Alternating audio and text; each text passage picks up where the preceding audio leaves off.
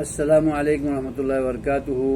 نبی پاک صلی اللہ علیہ وسلم نے جہاں فرض نمازوں کی تعلیم دی ہے، وہاں سنت مؤکدہ کی تعلیم دی ہے۔ 24 گھنٹوں میں دن و رات میں 12 رکعت سنت مؤکدہ ہے، جو میں پہلی ویڈیو میں بیان کر چکا ہوں، اور سنت غیر مؤکدہ کی بھی نبی پاک نے تعلیم دی ہے۔ عصر کی فرض نماز سے پہلے 4 رکعت سنت غیر مؤکدہ ہے، جس کے پڑھنے کا اجر بتایا ہے کہ رحم اللہ عمران صلی قبل العصر 4، اللہ تعالیٰ کی رحمت برسے اس نمازی پر، اس مسلمان پر جو فرض نماز عصر سے پہلے 4 رکعت نوافل پڑھتا ہے۔ تو یہ غیر مؤکدہ ہے، تو آپ پڑھ سکتے ہیں اور اجر بڑا ہے۔ رب کی رحمت انسان پر برستی ہے اور رب کی رحمت حاصل ہوتی ہے۔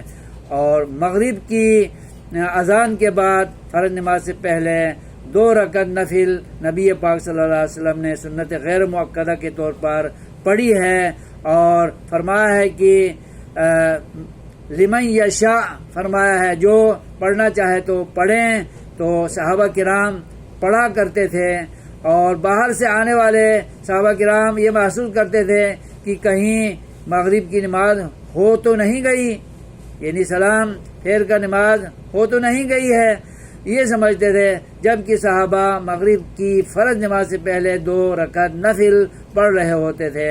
تو کہنے کا مطلب یہ ہے، مغرب کی نماز سے پہلے 2 سنتیں غیر مؤکدہ ثابت ہیں، اور نبی پاک نے فرمایا ہے بین کل اذانین صلاۃ، ہر 2 اذان کے بیچ میں، یعنی اذان اور اقامت کے بیچ میں جو وقفہ ہے، اس میں یا تو سنت مؤکدہ کا موقع ہے یا سنت غیر مؤکدہ کا موقع ہے۔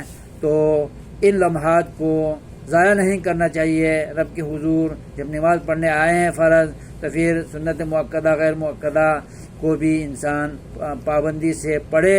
رب ہم سے خوش ہوگا اور خوش ہو کر ہمیں جنت دے گا، مغفرت دے گا، رحمتوں کے لائق، سعادتوں اور انعامات اور اکرامات کے لائق ہمیں بنائے گا۔ اللہ تعالی ہمیں عمل کی توفیق دے، آمین۔